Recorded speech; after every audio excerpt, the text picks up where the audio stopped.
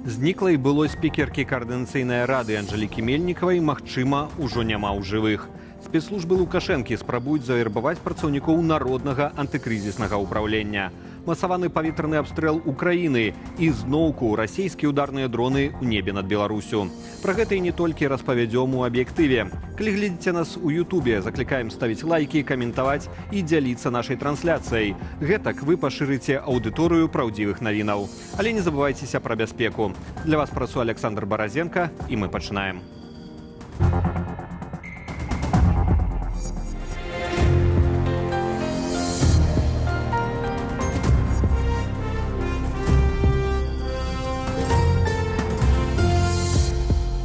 КДБ актываваў дзейнасць супраць беларусаў на тэрыторыі Польшы ды і іншых краінаў Еўразвязу. Да таго ж, рэжым у Менску рыхтуецца да ўдзелу ў расійскай агрэсіі супраць суседніх дзяржаваў, у тым ліку чальцоў НАТО. Пра гэта прадстаўнікі беларускіх дэмакратычных сілаў распавялі на прэс-канферэнцыі ў Варшаве. На ёй пабывала мая калега Аліна Скрабунова. Рэжым Лукашэнкі яшчэ ніколі не быў так добра падрыхтаваны да вайны, як цяпер. Пра гэта заявіў на прэс-канферэнцыі кіраўнік НАУ, намеснік кіраўніцы аб'яднанага пераходнага кабінету Павел Латушка. Паводле яго, у межах рыхтавання да вайны, рэжым Лукашэнкі дэманструе гібрыдную агрэсію супраць краінаў Еўразвязу. На прэс-канферэнцыі ў Варшаве Павел Латушка заявіў, што Лукашэнка гатовы да саўдзелу ў расійскай агрэсіі супраць Украіны вайскова, палітычна, эканамічна, прамыслова і ідэалагічна.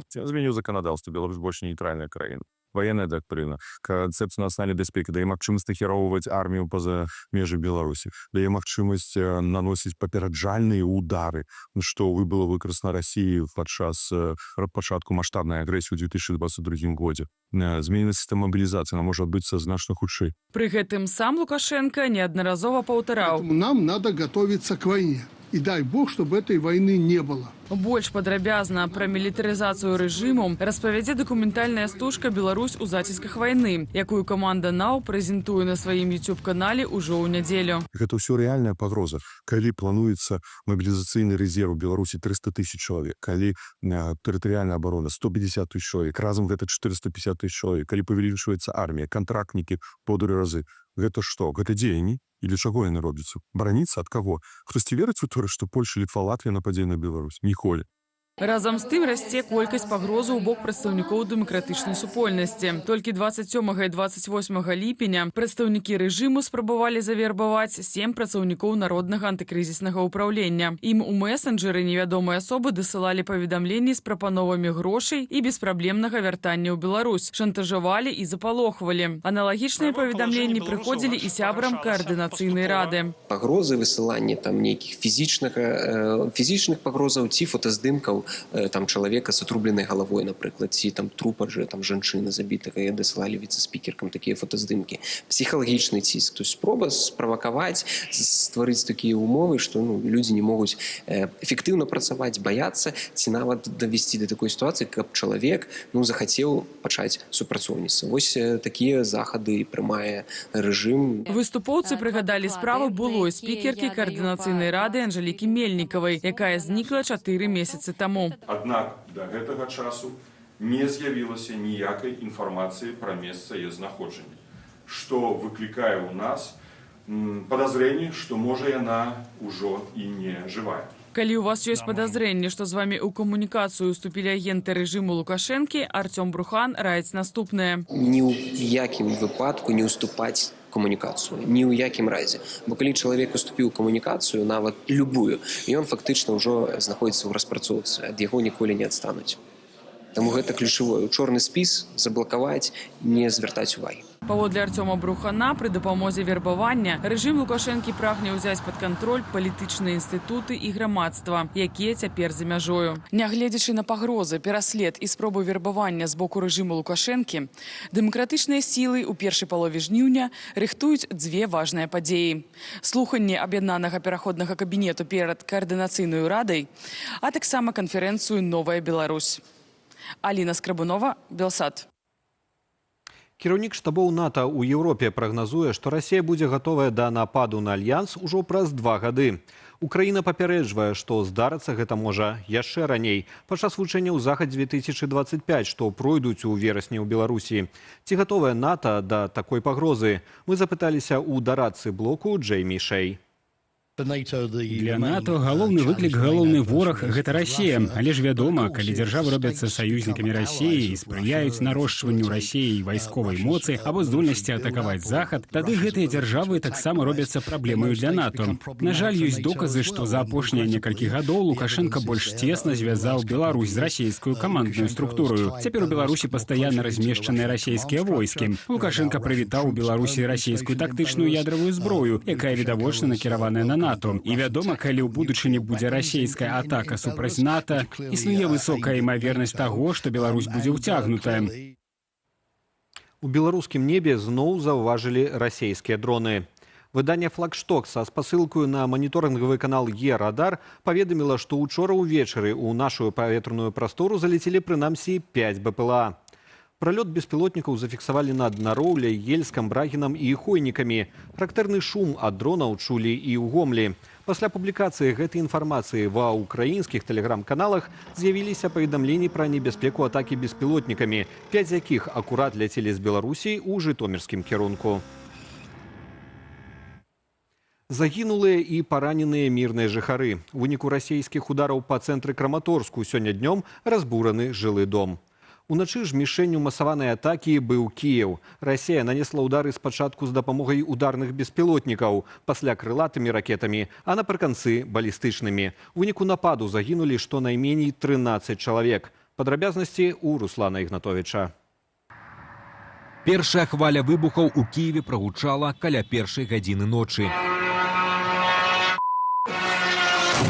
Найбольш пацярпеў Саломянскі раён. Там успыхнулі пажары ў шматпавярховых дамах, навучальнай установе, на складах і ў нежылых будынках. Рэшткі беспілотнікаў упалі на аўтамабілі і проста каля жылых дамоў. Каля 5:00 гадзіны раніцы адбыўся новы масавы абстрэл у Святошынскім раёне Кіева. Ракета знішчыла цэлы пад'езд жылога дому. Падзенне ворожай ракеты было наўпроставым, у раёне 5-го паверху. Вы можете пабачыць ад мяне з правага боку лісце абгарэлыя на дрэвах. Гэта якраз траекторыя падзення дадзенай ракеты, якая зайшла ў гэты будынак. На момант стварэння сюжэту вядома пра 13 загінулых асобаў. Сярод іх 6гадовы хлопчык. Я лежала і чую, летить щось. І упала, і я стіною завалила мене. Паветраныя сілы Украіны паведамілі пра выкарыстанне Расіі падчас атакі новых рэактыўных беспілотнікаў тыпу «Шагет».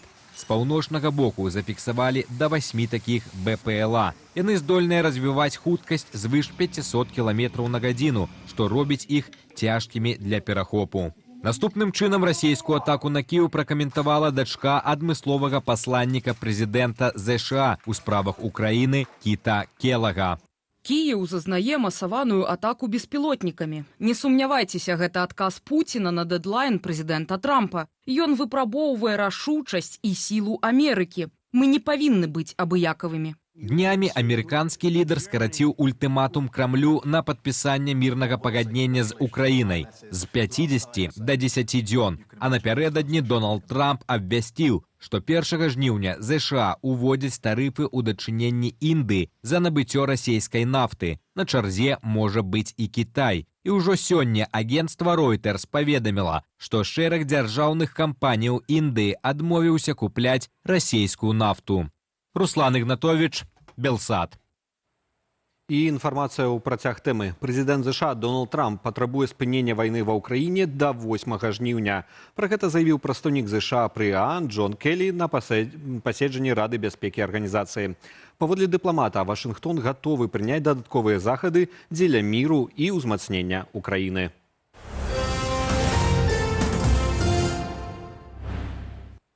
Прэм'ер-міністр Літвы Гінтаўтас Палуцкас пайшоў у адстаўку. Пра гэта сёння раніцай ён паінфармаваў прэзідэнта краіны. Разам з кіраўніком ураду сыходзіць і ўвесь кабінет міністраў. Акрамя таго, Палуцкас пакінуў пасаду лідара кіроўнай цяпер у Літве сацыял-дэмакратычнай партыі. Партыя, якая мае большасць у літоўскім парламенце, мусіць цяпер пачаць перамовы пра выбары новага прэм'ера. Пра сваё жаданне балатавацца заявіў часовы кіраўнік сацыял-дэмакратаў Мінтаўгас Сінкевічус. Адстаўка Палуцкаса звязаная з расследаваннем карупцыйнай справы ў дачыненні кампаніі, што належыць былому прэм'еру. Сёння ў доме брата Палуцкаса прайшоў ператрус. Сам былы кіраўнік ураду не прызнае, што зрабіў нешта супрацьзаконнае.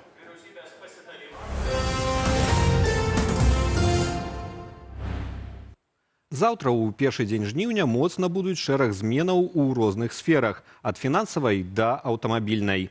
Амаль на 5,5% вырасце бюджэт пражыткавага мінімуму, што цягне за сабой пераразлік усіх прывязаных да яго выплатаў. Пра гэтыя ды іншыя змены, якія беларусам прынясе жнівень, Юлія Цяльпук.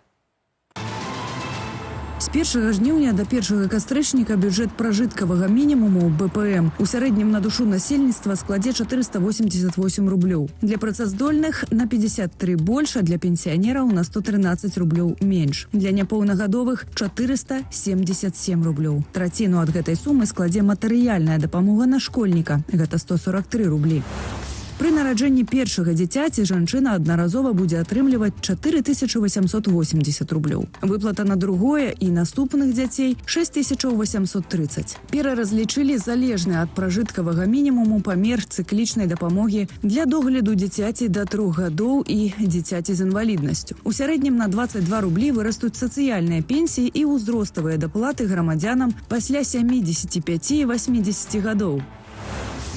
Для індывідуальных прадпрымальнікаў выплаты ў фонд сацыяльнай абароны насельніцтва будуць складаць 35% ад фактычнага даходу. Раней гэтыя адсоткі адлічвалі ад сумы 12 мінімальных заробкаў. Для самазанятых з'явілася магчымасць добраахвотна адлічваць на пенсійнае страхаванне. Чыноўнікі прыдумалі спосаб разгрузіць склады айчынных вытворцаў пасцельнай бялізны. Заўтра дзяржаўныя установы, вязніцы, шпіталі і дзіцячыя садкі забавязалі набываць толькі зробленыя ў Беларусі прасціны, падкоўдранікі і навалачкі. Беларусбанк дзеля абароны ад махляроў з 4 жніўня абмежаваў да 1000 рублёў на сотні зняцця наяўных з банкаўскіх картак. Ліміты можна зняць, патэлефанаваўшы ў банк. На дзіцячых картах будуць блакаваць плацяжы на адрас азартных гульняў і латарэяў. На 15 і 35 копеек вырасце цана двух тыпаў цыгарэтаў «Корона» фабрыкі «Тытунь Інвест». На дзве разнавіднасці цыгарэтаў «NZ Charm» фабрыкі «Нёман» цэны знізяцца на 5 копеек. Аператор А1 заўтра на 10% павышае кошт у СМС-роумінгу і на 20% у міжнароднай сувязі, а таксама на некаторыя дадатковыя паслугі для фізічных асобаў і бізнесу. Пасля 10 жніўня набудзе моц урадавая пастанова нумар 372, згодна з якою буйным імпарцёрам давядзецца афармляць гэтак званае ухваленне тыпу транспартавага сродку. Гэта своеасаблівы сертыфікат бяспечнасці аўтамабіля. Без яго юрыдычныя асобы могуць увозіць не больш за 150 аўтаў на год, а сертыфікацыя аднаго тыпу легкавіка, напрыклад, катэгорыі М1 – $160 000. Рынак чакае росту цэнаў. Карыстальнікам адзінай разліковай сістэмы плацяжоў, вядомай беларусам як АРІП, сёння яшчэ не позна спраўдзіць, ці падпісалі яны дадатковае пагадненне на апрацоўванне персанальных звестак. Калі не, то заўтра адключаць такія кабінеты. Праз сістэму карыстальнікі бачаць рахункі на паслугі, інфармацыю пра падаткі на маёмасць і так званыя жыроўкі. Юлія Цяльпук, Белсат. Сёлета за першае паўгоддзе ў Беларусі за карупцыю асудзілі 304 асобы. Як зазначае прэс-служба Вярхоўнага суда, гэта менш, чым за такі ж перыяд мінулага году. Пры гэтым пазбаўленнем волі не пакаралі нават траціну асуджаных. Большасць абышлася штрафамі, забаронай займаць пэўныя пасады, пазбаўленнем званняў. Тым часам сілавікі справаздачацца пра новыя затрыманні. Задержали фигуранта непосредственно после получения взятки в размере 2000 белорусских рублей. По оперативной информации, данный факт не единичный. Фигурант занимался преступной деятельностью на протяжении последних нескольких лет. Паводле прадстаўніка Губазіку вядзецца пра службовую асобу аднаго з раённых выканкамаў Гарадзенскай вобласці. 41-гадовы фігурант кураваў сферу будаўніцтва. Паводле следства ён сістэматычна атрымліваў грошы ад кіраўнікоў камерцыйных структураў, якія плацілі за ўдзел і перамогу ў конкурсных працэдурах закупак. У Менску одну з вуліцаў плануюць назваць у гонар супрацоўніка КДБ Дмітрыя Федосюка, які загінуў у верасні 2021 года падчас затрымання менскага IT-спецыяліста Андрэя Зельцера. Праўладныя блогеры і прапагандысты неаднаразова заклікалі назваць адну з вуліцаў імёў сілавіка. Цяпер ідэю ухваліла камісія ў справе найменняў пры Менгарвыканкаме. Імя Федосюка хочуць даць праектаванай вуліцы ў новым квартале «Паўночны бераг» паблізу Цнянскага вадасховішча. Ад сёння цягам 2 тыдняў камісія прымае заўвагі і прапановы да гэтага рашэння. Аднак тым, хто будзе выказвацца супраць, прапагандысты ўжо пачалі пагражаць рэпрэсіямі. Федасюк у складзе групы «Альфа» Камітэту дзяржаўнай бяспекі удзельнічаў у затрыманні Андрэя Зельцера, які пачаў адстрэльвацца ад КДБшнікаў і быў забіты агнём у адказ. Пасля трагедыі прайшла хваля затрыманняў за каментары пра гібель Федасюка. У справе асудзілі не менш за 114 чалавек. Белтэлерадыёкампанія запальвае зоркі. Прынамсі, фіналісты тэлешоу «Ікс-фактар», якое медыахолдынг запусціў у 2021 годзе, былі аточаныя атмасферою жыцця селебрыці з тэлеэфірамі і дзяржаўнымі канцэртамі. Аднак за публічным бляскам хаваюцца кабальныя кантракты і сапраўды рабскія умовы працы, высветліла выданне Бюро Медыа. Дэталі новага расследавання «Фабрыка рабоў» у наступным матэрыяле. Амаль 900 тысяч еўраў. Столькі бюджэтных сродкаў Белтэлерадыёкампанія выдаткавала на айчынную фабрыку зорак пад назваю «Ікс-фактар». Але зарабляе на маладых зорках не дзяржава. 14 фіналістаў тэлешоу медыахолдынг фактычна перадаў пад апеку прыватнай першай прадюсерскай кампаніі. Официальная версия ее озвучил сам Иван Эйсман, что это требует слишком много ресурса и финансового, и человеческого. Они были не готовы этим всем заниматься, и поэтому они, как он утверждал, нашли частного инвестора. Хотя нужно понимать, что в контексте первой продюсерской компании инвестор — это скорее условность, потому что, насколько я понимаю, как таковых денег они особо туда не вкладывали. Аднак умовы, якія прапанавалі фіналістам «Ікс-фактару» новыя куратары, сапраўды рабскія. Згодна з дамоваю, праект якой атрымалі расследавальнікі, прадюсер мае абсалютную ўладу над выканаўцамі. Прапанаваны маладым артыстам заробак амаль 25 рублёў пасля аплаты падаткаў. Што да ганарару за выступы, то прадюсер не толькі вылічвае выдаткі на праезд і харчаванне, але і 90% рэшты на аплату сваіх уласных паслуг. Што да логікі гэтых артыстаў, то ў іх выбар такі: нічога або 10%. У іх няма сваёй рэальнай аўдыторыі. Ім забяспечвае гэтую аўдыторыю менавіта прадюсерская кампанія. І вось таму яны пагаджаюцца на гэтыя ўмовы. Яны не думаюць пра тое, што могуць рабіць грашовы бонус, таму што яны не могуць. Паводле Бюро Медыа, такія прадюсерскія дамовы ў 2021 годзе маглі падпісаць як найменей 7 фіналістаў «Ікс-фактару». Двое з іх, Настя Краўченка і Мікіта Бялько, пасля песні «Што ты сделал для Родины» сталіся жаданымі артыстамі на праўладных імпрэзах. Кампазіцыю гэтую напісала Ганна Сялук, нявестка Лукашэнкі і генеральная прадюсерка музычнай медыякампаніі, якая з 2022 года курыруе ўвесь дзяржаўны шоу-бізнес у Беларусі. Аднак сувязі з сям'ёй Лукашэнкі ў першай прадюсерскай кампаніі больш цесныя. І гэтым, сярод іншага, можна патлумачыць тое, чаму менавіта гэтай фірме Белтэлерадыёкампанія перадала топавых удзельнікаў «Ікс-фактару». Оба собственника, и Дмитрий Ракусов, и Сергей Рогач, имеют давние связи не только по бизнесу, но и какие-то человеческие, дружеские с братьями Лукашенко Виктором и Дмитрием. Ну, как правило, как показывает практика, в Беларуси все самое интересное распределяется между своими, чужих к прибыльным делам чаще всего не допускают. Прыбытку першая прадюсерская кампанія за 4 гады працы так і не паказала, адзначылі ў Бюро Медыа. Напрыклад, летась кампанія мела адмоўны баланс на больш чым 300 тысяч рублёў. Ірына Юрова, Белсат.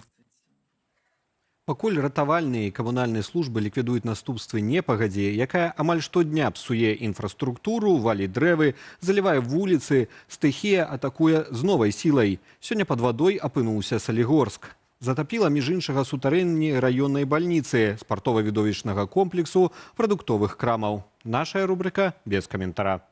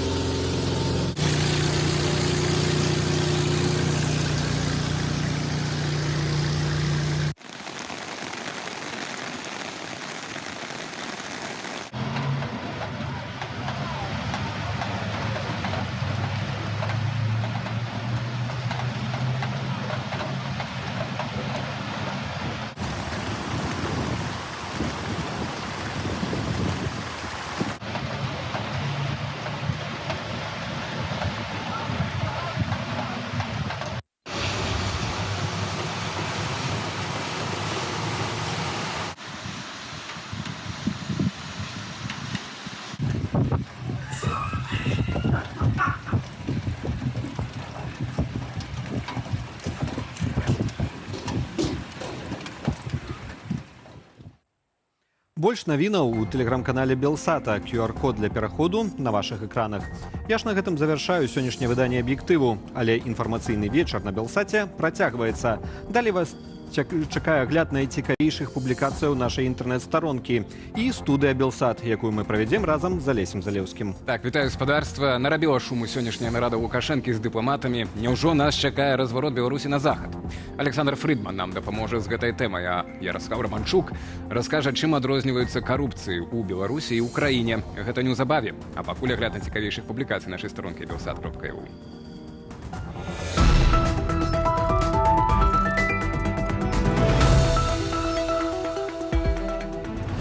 Апошнім часам навіны з беларускага рынку нерухомасці моцна здзіўляюць. Рэзананс выклікаў пачатак продажу кватэраў у новым жылым квартале паблізу плошчы Перамогі ў Менску. Цэны на кватэры там вагаюцца ад 400 тысячаў да $1 000 000, ці прыкладна 9 тысячаў за квадратны метр. А якая сітуацыя агулам на рынку? Гэтым пытаннем задаліся нашыя калегі з інтэрнэт-рэдакцыі. Як высветлілі журналісты Белсату, сітуацыя ў сегменце эконом-класу выглядае больш прывабна. На новае жытло цэны за квадратны метр вагаюцца ад $1500 на аднапакаёвыя да 1300 на трохпакаёвыя кватэры. Самы танны дом, які ўдалося адшукаць, новабуд на Каралінскай у Малінаўцы, дзе метры прадаюць па 4-4,5 тысячы рублёў. Каб заключыць дамову на куплю там кватэраў, людзі дзяжураць пазменна. На другасным рынку агулам колькасць угодаў падае, але цэны растуць. У адным толькі чэрвені пятая частка прададзеных кватэраў каштавала больш за $100 000. Гэта рэкордны паказнік за ўсю гісторыю незалежнай Беларусі. Прычыны эксперты бачаць у росце заробкаў, а вось у суседніх краінах наадварот назіраецца тэндэнцыя на зніжэнне цэнаў. Падрабязнасці шукайце на сайце belSat.eu. Падзенне дрона ў спальным раёне Менску сталася даволі паказальнаю падзеяй для рэжыму Лукашэнкі. Улады паводзілі сябе так, як ад іх і чакалі. Спачатку маўчалі, пасля пачалі маніпуляваць, а прапаганда запужваць і пагражаць за пытанні ці меркаванні. Што гэтая сітуацыя паказвае пра цяперашнюю Беларусь? У аўтарскай калонцы на сайце belSat.eu паразважала Наста Захарэвіч. Аўтарка звяртае ўвагу, што вайна не выбірае свае чужыя і трапіць пад удар можа кожны. Гэта і паказала сітуацыя з дронам на вуліцы Матусевіча ў Менску. Але ўлады, якія гадамі запэўнівалі, што нічога падобнага ў Беларусі немагчыма, цяпер заклікаюць людзей верыць толькі ім. Старшыня Белай Русі Вольга Чамаданова заявіла ўжо, што не трэба давяраць інфармацыі сацыяльных сетак і нават абмяркоўваць яе на кухні. Замест гэтага, калі здарылася нешта надзвычайнае, і яна відавочна мае на ўвазе выбух дрона, трэба чакаць заяваў ад следчага камітэту і Міністэрства абароны. Наста Захарэвіч задаецца пытаннем, што ў такой небяспечнай сітуацыі рабіць, і не здзіўляецца такому стаўленню да сваіх, і далей прыводзіць прыклады таго, як людзі рэагуюць на гэтае стаўленне. Нараджальнасць у краіне катастрафічна падае. Да якіх яшчэ высноваў прыходзіць аўтарка, чытайце на нашым сайце. Украінка павяла Белсату, што ёй не прадалі квітка на аўтобус у Беларусь праз ейнае ўкраінскае грамадзянства. І такіх сітуацый усё больш. Кіроўцы могуць нават не ўзяць чалавека на рэйс, спасылаючыся на нейкі закон, праз які на мяжы могуць быць праблемы. Што праўда, Белсату не ўдалося адшукаць такога закону.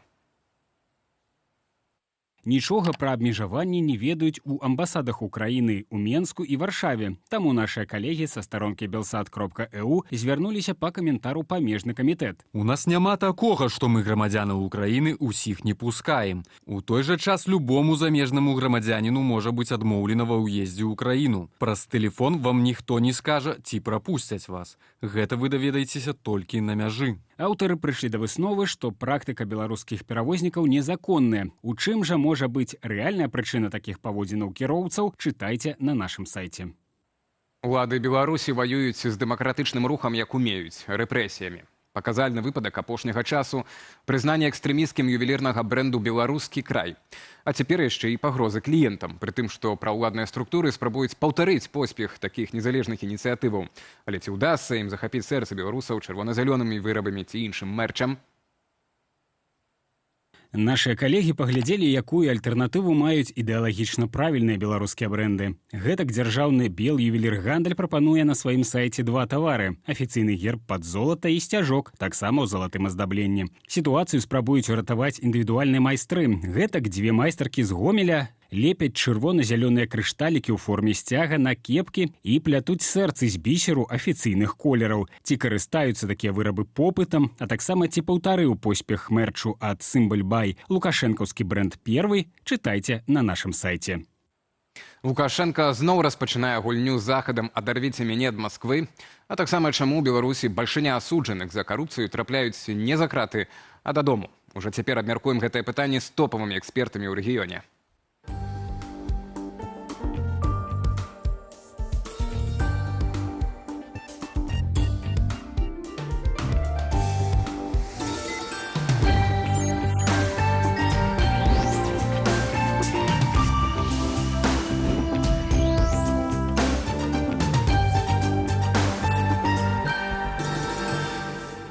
Сёння ў палітычным жыцці Беларусі дзень публічных нарадаў і выступаў. Святлана Ціханаўская ў Фінляндыі сустрэлася з прэзідэнтам гэтай краіны. Павел Латушко ў Варшаве заявіў пра вербаванне і шантаж ягоных супрацоўнікаў з боку КДБ.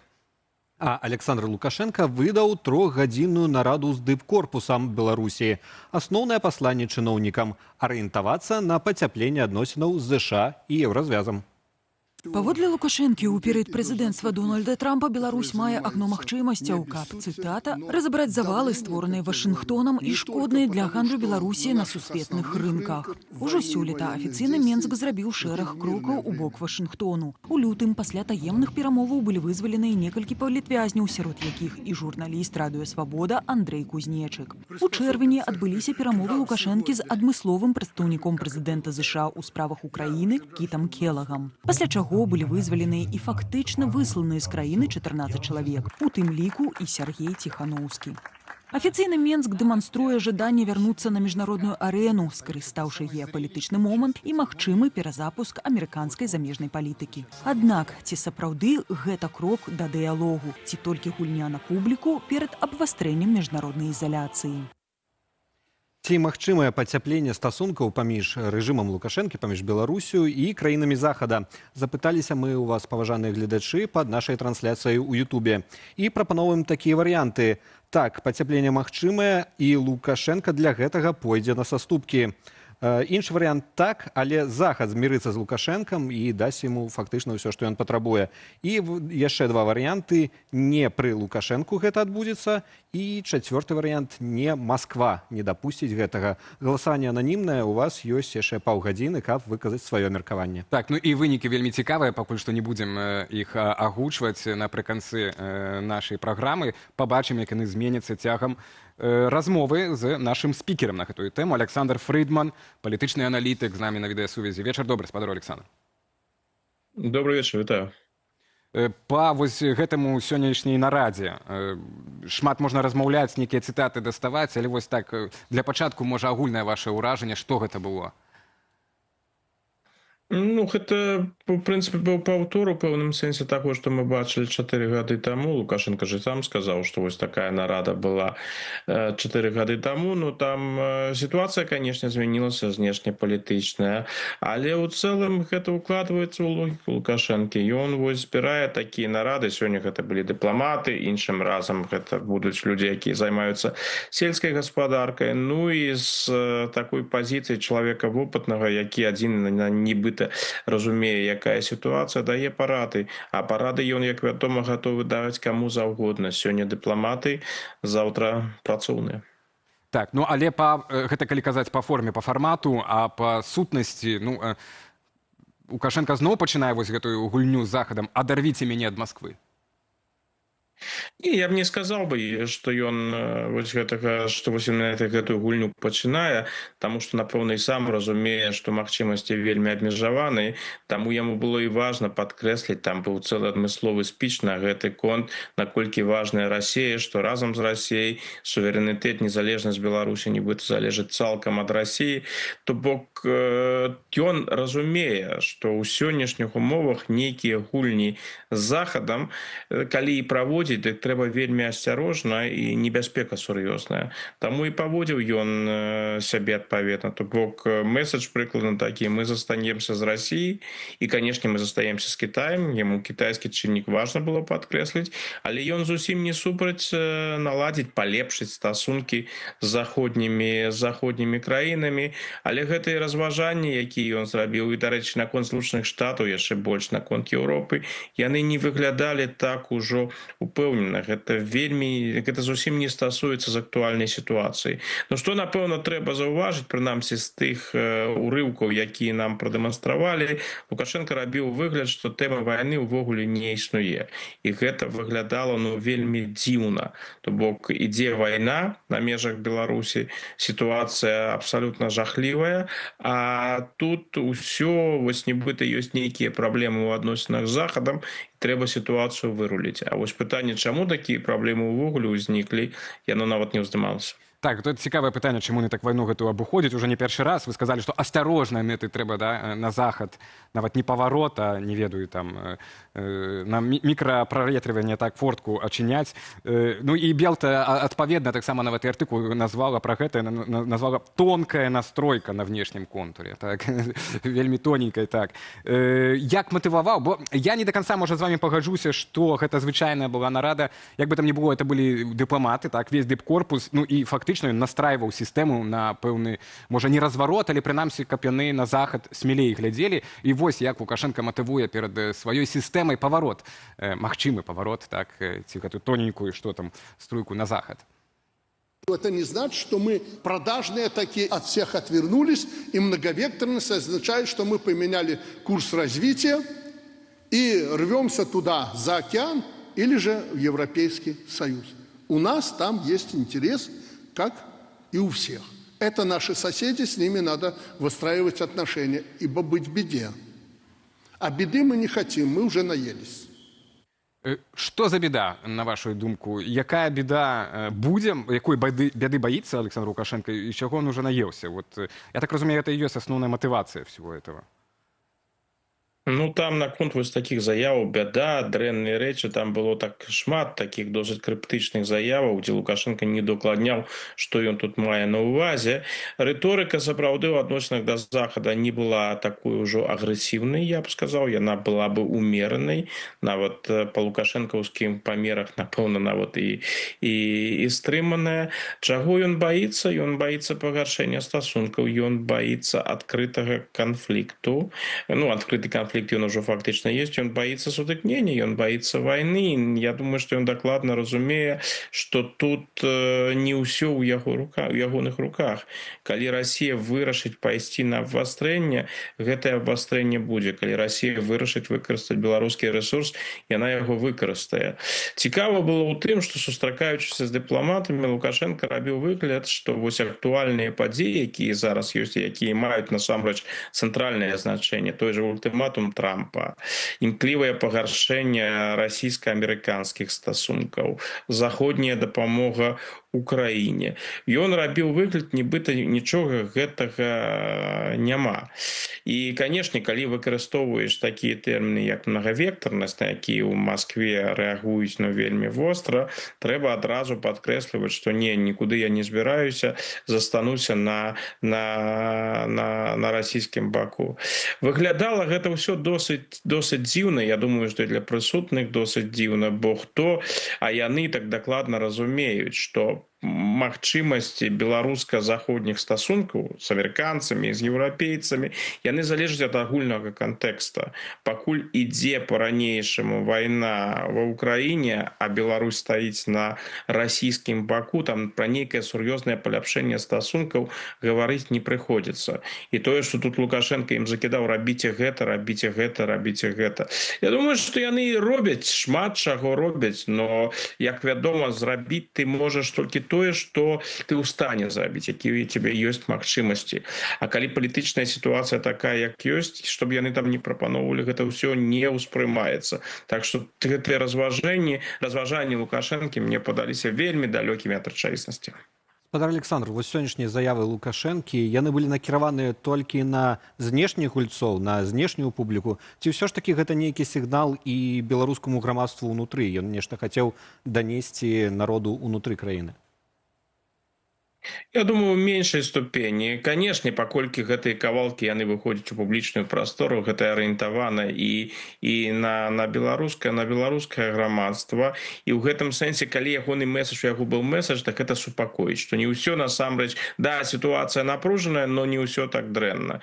Ён жа ўсе актуальныя падзеі, якія важныя сапраўды ў беларускім кантэксце. Гісторыя з дронам, вось якая была днямі, і вучэнні, якія прымеркаваны на наступнымі, на верасень сумесныя расійска-беларускія, іміграцыйны крызіс, які на мяжы. Усе вось гэтыя пытанні, вострыя пытанні, якія могуць занепакоіць і заходні бок, і яны могуць занепакоіць беларускае грамадства. Ён гэта ўсё абыходзіў.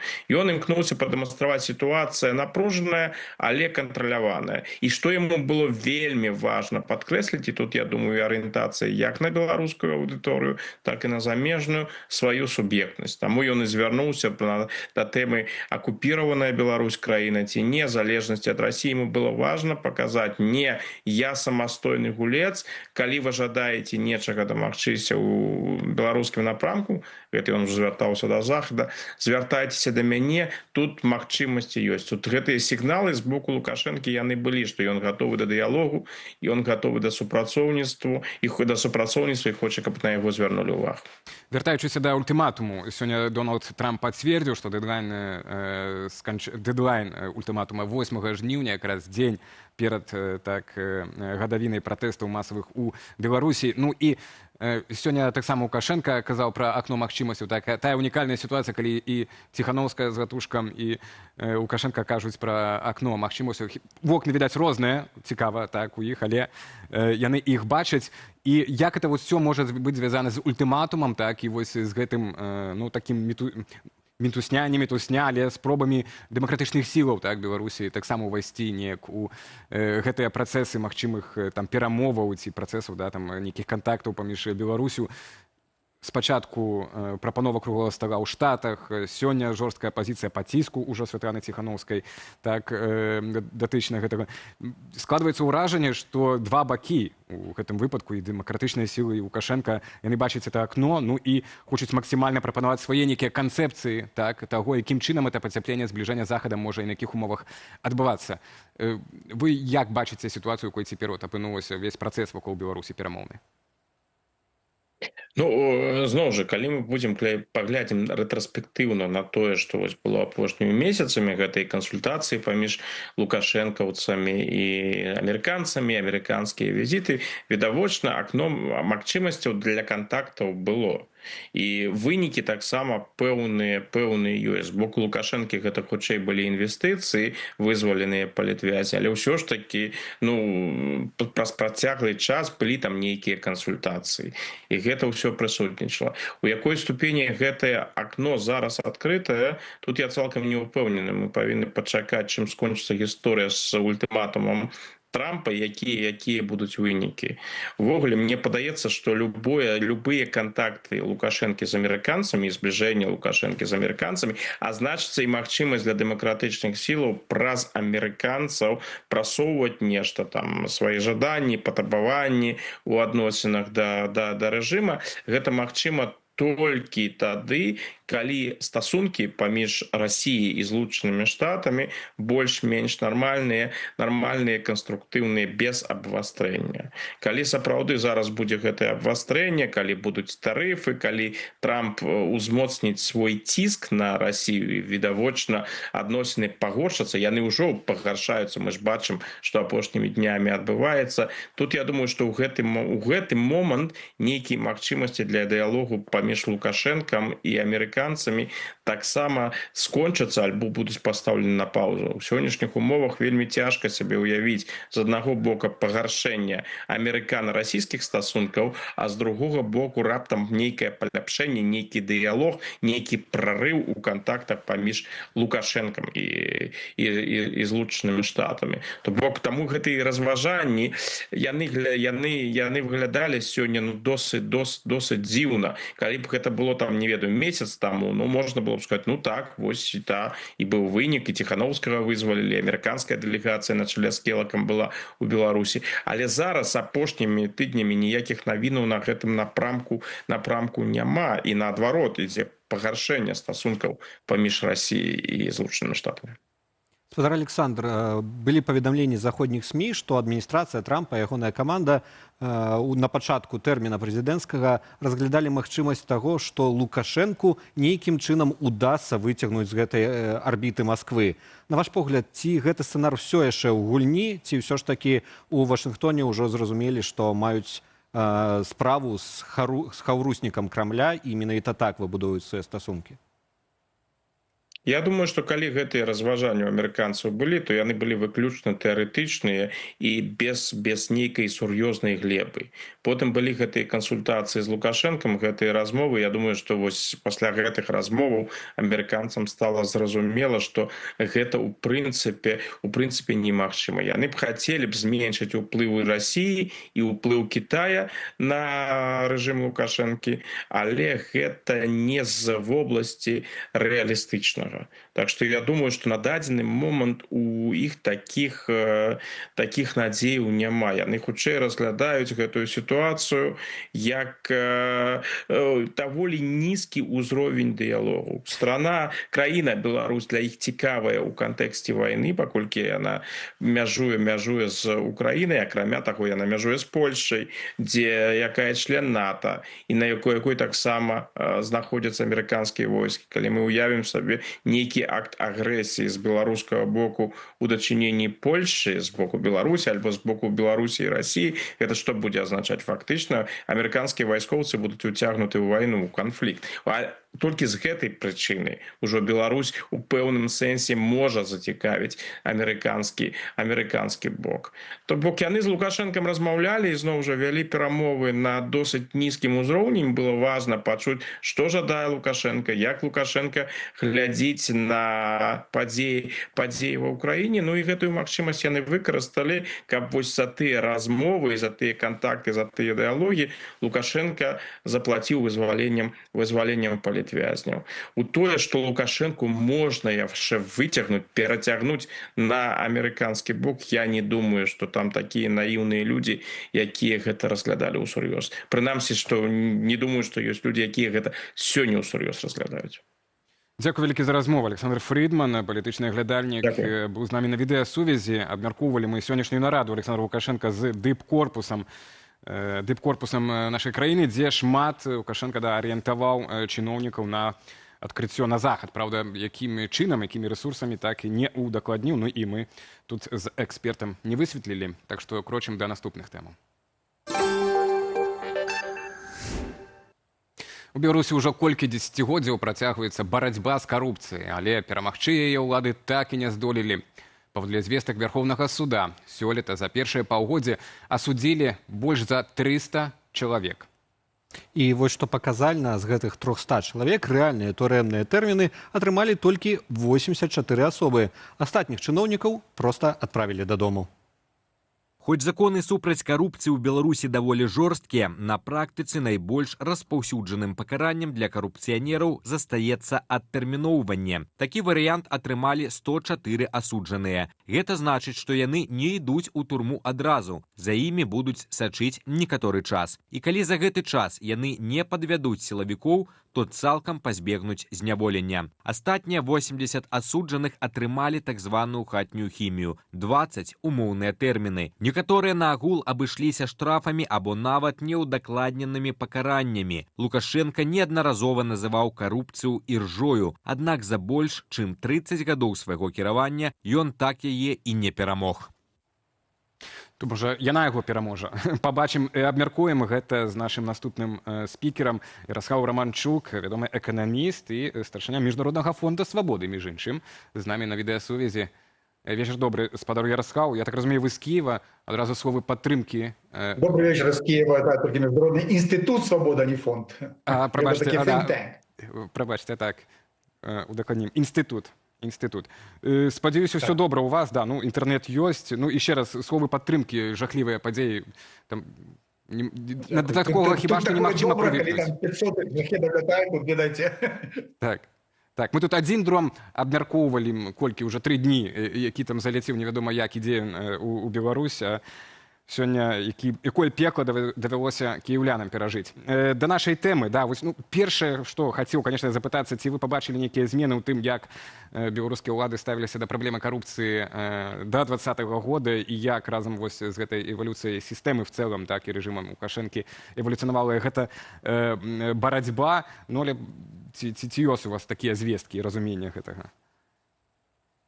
Знаете, с 94 года я сачу за тым, як Лукашенко борацца з карупцыяй, і ніякіх таких сістэмных зменаў няма. Он просто выкарыстоўвае гэтыя інструменты ўплыву для таго, каб кантраляваць сваю вертыкаль, для таго, каб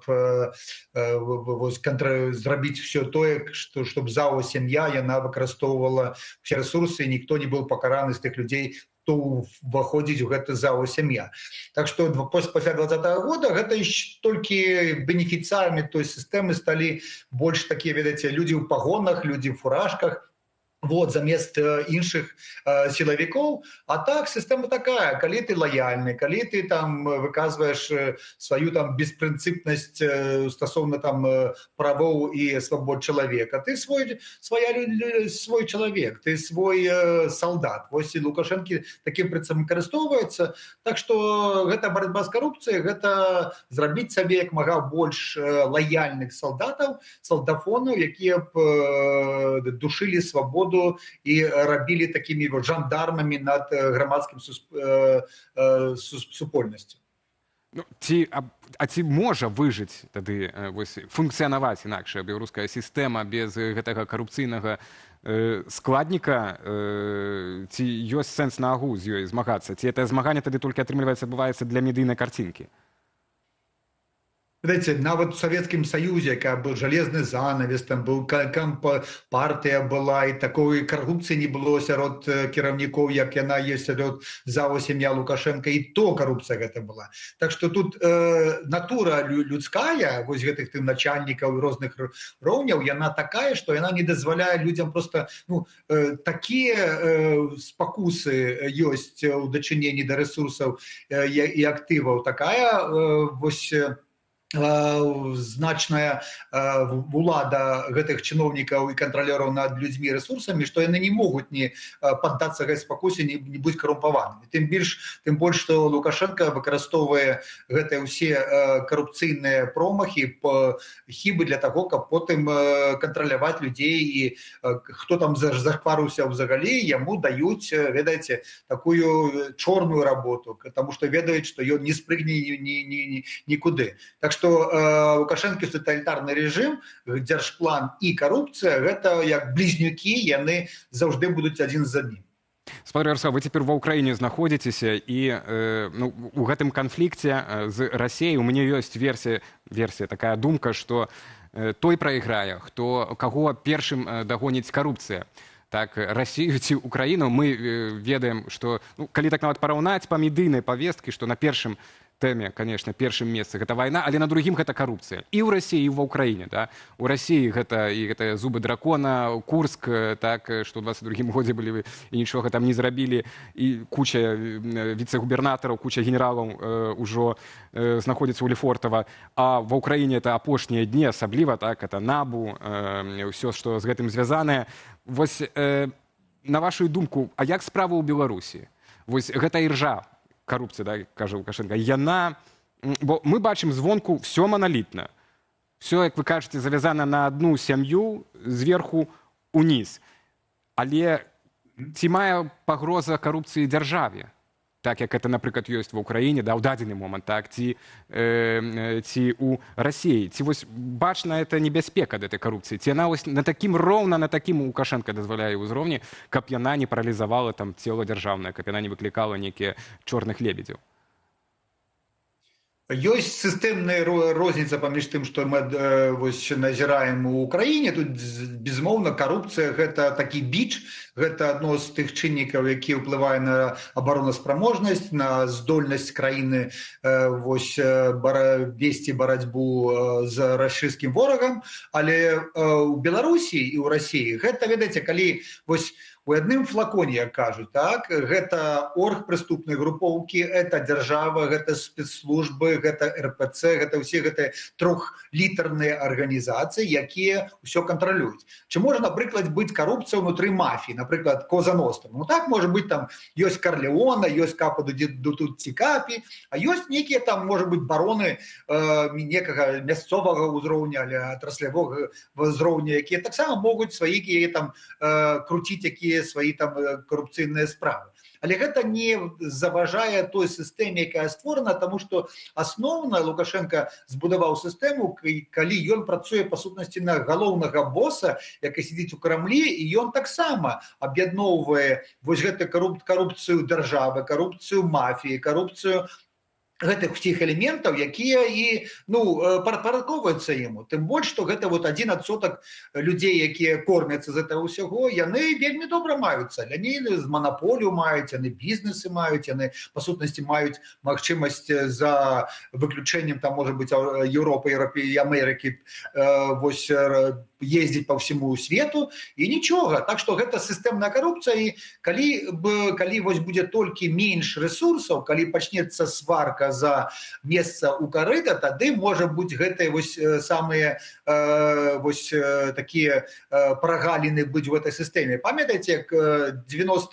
1980-е гады, калі таксама былі тады значна менш рэсурсаў у камуністычнай партыі КДБ, калі тады і быў і сухі закон, і Афганістан, і цэны нафты былі іншыя. І тады мала месца было, і тады пачаліся гэтыя спрэчкі паміж рознымі суб'ектамі. І калі цяпер пачне ляцець там тарары Расія, калі Трамп нешта вядзе, якія больш-менш сур'ёзныя меры, тады, я думаю, Лукашенко будзе менш. Гэта мы відавочна бачым, што уже прамысловасць там на нулі, уже сельская гаспадарка уже в мінусе, уже не мае там замоўлення беларускіх прадпрыемстваў з Расіі -20, -30. Так што толькі пачатак. Але мафія будзе распадацца вось так. Найперш расійская мафія, а потым беларуская мафія і пойдзе. Ну, у нас еще в нашей есть еще ЛАК, яна еще может на Захад звернуться и сказать, что все, мы готовы до диалога, як сегодня сказал Александр Лукашенко. Спадар Ярослаў, калі казаць пра побутавую карупцыю, наколькі гэта распаўсюджаная з'ява для Беларусі і ці нясе яна сапраўдную пагрозу для нашай эканомікі, для нашай гаспадаркі? Я б сказал, что побытовая коррупция – это способ адаптации до тоталитаризму, до той дурки, якую Лукашенко робіць. Тому что побытовая коррупция, ведаеце, один одного, каб дапамагчы, один одному нешта заплатить, каб без регуляции цен, без гэтых дурніцы, якая там паўсюды у дзяржаўных прадпрыемстваў, один одного якія там паслуги оказать. Так что як у тоталитарном режиме, як у Советском Союзе, таксама были вось такія схемы, якія один одному дапамагае. Гэта я разглядаю як больш пазітыў, а не як коррупцию. Горизонтальная сувязь. Так, з точки зору, наприклад, там формального права, так, гэта може бути корупційна, адміністративка, або уголовка, але я просто нагадаю там нашим глядачам, як пам'ятаєте, за советских часов были у Польши такая з'ява приватяжа, то есть приватные вытворцы там некой продукции, так, и вось так само, ну, яна была, и люди користалися, и гэта так насамрэч была дуже добрая такая сетева для того, каб потым зрабіць рэвалюцыю і зрабіць солідарнасць. Так што чым больш будзе шэрай эканомікі гэтай гарызантальнай сувязяў, тым, я думаю, больш моцным будзе беларускае суспільства для таго, калі будзе там вось такая ўжо рэвалюцыйная сітуацыя. Дзякуй, спадар вялікі, спадар Ярослав, бо, ну, сапраўды, асабліва з побытавай карупцыі, што гэта не ўсё так адназначна. Ну, хто, як не вы, як не дырэктар інстытута, Міжнароднага інстытута свабоды, мог такі каментар даць. Дзякуй вам. Дзякуй, спакойнага вечара ў Кіеве і іншых гарадах Украіны. Дзякуй вялікі. Гаспадарства, і гэта ўсе тэмы ў сённяшняй студыі Белсат. Будзем удзячныя за ўпадабанні і каментары пад нашай трансляцыяй на Ютубе. Также вы знойдзеце інструкцыі, як зрабіць гэта бяспечна. А цяпер прапануем спадарству агляд на цікавейшых публікацый у сацыяльных сетах Белсат онлайн. Вашай увазе.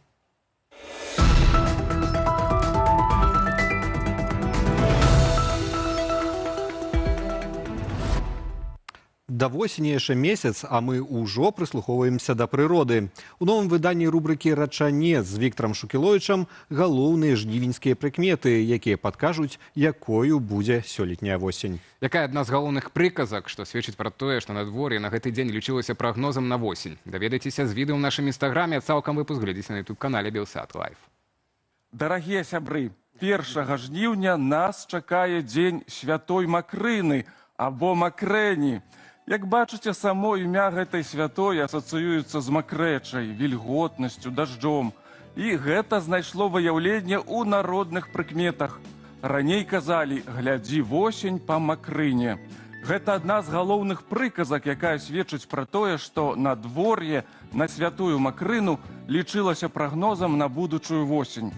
Калі ў дзень святой Макрыны ішоў дождж, чакалі вільготнай восені, што магло быць як добра для грыбоў, так і дрэнна для ўборкі ўраджаю. Сухі дзень, наадварот, абяцаў сухую восень.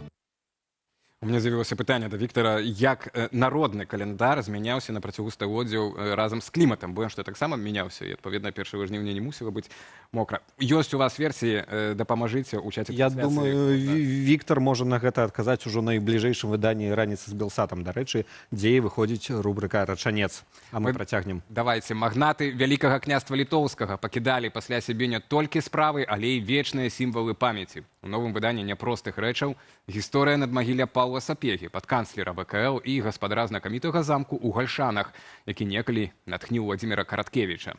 Частка відэа ўжо праз імгненне, а поўнае выданне глядзіце на ютуб-канале «Белсат History». У музеі старажытнай беларускай культуры ў Менску захоўваецца вельмі прадстаўнічы экспанат, які адразу кідаецца ў вочы ўсім наведнікам. Гэта 4 надмагільныя скульптуры ў поўны рост.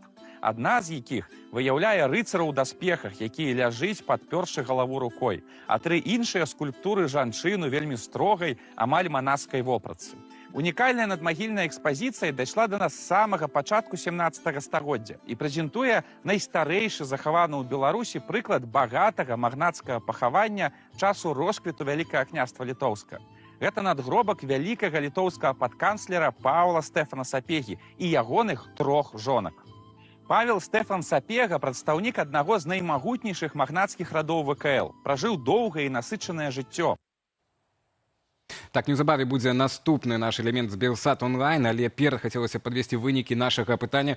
Вялікае зацікаўленне з боку аўдыторыі, 140 асобаў амаль прагаласавала. Ну, не пры Лукашэнку, такі быў самы папулярны адказ, адбудзецца пацяпленне стасункаў Беларусі і краінаў Захаду, 42%, і калі дадаць гэтага яшчэ 35% нашай аўдыторыі, якая лічыць, што Масква не дапусціць збліжэння Беларусі з Захадам, то ў нас атрымліваецца пераважная бальшыня не верыць у пацяпленне, не верыць у гэтыя магчымасці. Трэба зазначыць, што 15% ўсё ж такі захоўваюць аптымізм і думаюць, што Лукашенко пойдзе на саступкі, што гэта пацяпленне паміж Беларусю і захадам здарыцца, і тым больш, што вось яно прынясе нейкія станоўчыя паляпшэнні для нашай краіны, а мы працягнем з Белсат онлайн. Авіякампаніі не спяшаюцца апавядаць пра вашыя правы. Але яны ў вас ёсць. Затрымка рэйсу, овербукінг або адмова ў пасадцы. Усё гэта можа быць падставою для кампенсацыі. І што важна, напрыклад, у краінах еўразвязу вы маеце права патрабаваць кампенсацыі нават цягам 3 гадоў пасля інцыдэнту. Як вярнуць грошы і не страціць нерваў? Урывак відэа ўжо цяпер, а цалкам глядзіце ў праграме «Раніца з Белсатам» на YouTube-канале «Белсат Лайв». Подвёў трансферны транспорт, заторы на дарогах, замінка з перасадку, доўгія чэргі на рэгістрацыю. Вось толькі кароткі спіс магчымых прычынаў спазнення ў аэрапорт. І ўсе яны адбываюцца не праз пасажыра, але з праблемамі пасля ён сутыкаецца ў адзіночку. Аднак бываюць і выняткі. Беларуска Валерыя сутыкнулася з непрыемнай гісторыяй. Яна ляцела ў Польшчу з адпачынку ў Францыі. Аднак вылет затрымалі больш чым на 4 гадзіны. Потым у пасажыркі папрасілі прабачэння і падарылі ваўчар на ежу ажно на 4 еўры. Пасля прыезду дадому яна напісала ліст у Wizz Air з просьбаю выплаціць кампенсацыю за адкладзены рэйс, аднак атрымала адмову. У выніку беларуска звярнулася да пасярэднікаў, якія судзіліся з лоўкостарам. Пасля 2 гадоў цішыні прыйшоў ліст ад пасярэднікаў, што Wizz Air прайграў справу і Валерыі заплацяць кампенсацыю. У Польшчы святар Кшыштаф Калтуновіч стаўся зоркаю сацыяльных сетак пасля таго, як паказаў свае футбольныя навыкі на полі. Відэа, дзе айцец упэўнена гуляе ў футбол, мгненна разышлося ў інтэрнэце і набрала ўжо больш за 1,5 мільёна праглядаў тык-току. Цікава, як на яго рэагуюць суддзі. Святар не толькі вядзе парафію, але і нагадвае: з верою перамога заўсёды на тваім баку. За такога гульца, як кажуць у каментарах, грэх не заўзець. Відэа ўжо цяпер і на нашай старонцы ў Фейсбуку.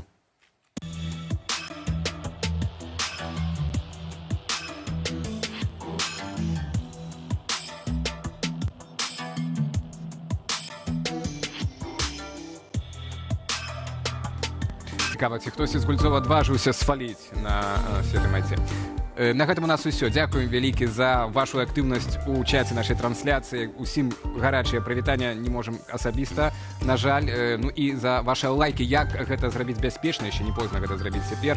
Калі ласка, паглядзіце ў апісанні відэа. Для вас працаваў Алесь Баразенка і Алесь Залеўскі. Дзякуй і да новых сустрэчаў на Белсаце.